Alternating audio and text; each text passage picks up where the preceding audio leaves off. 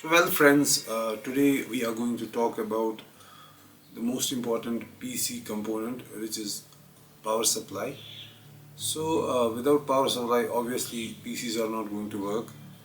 Uh, we have PSUs in the market which are labeled as gold, bronze and platinum. So what does that actually mean?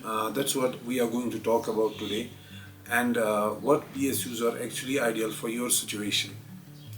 If we see the bronze PSU, it's actually the efficiency which actually gives these ratings to these power supplies. Say for example, we are pulling 100 watts from the wall to the PC. If this power supply is 100 watts, it's bronze rated, so it's only going to provide 85% of the power to the PC. So 15% of that power is going to get wasted into heat. So that's why they are giving these ratings to these power supplies. So it's 85% efficient. So it's 80 plus bronze rated. So similarly, when we talk about gold and platinum, the same is the case with these power supplies also. Like it's 90%, 95% efficient. These are not the only criteria which we have, to take in our consideration when we are building a PC. There are many companies which are good companies which are making better bronze-rated power supplies. For example, there is, Cooler Master. There is Corsair.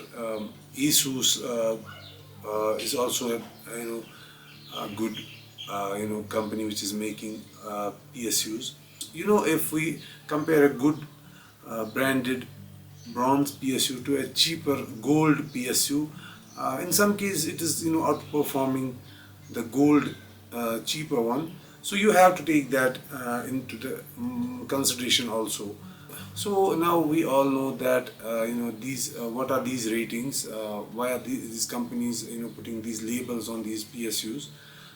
So if I think if you are looking for a basic setup which is does not require so much power, so you can go for a bronze power supply.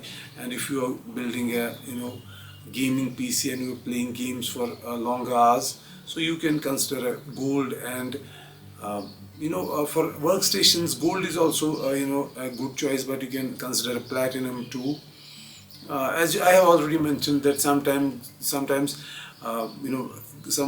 good companies, they made these bronze power supplies. They outperform some gold rated PSUs which are provided by some new companies in the market.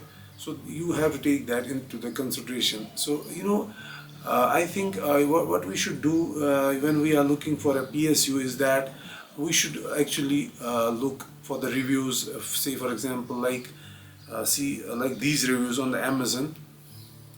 So check out these reviews if they are positive. Obviously people have used these PSUs, uh, so go for that, and that's going to help you.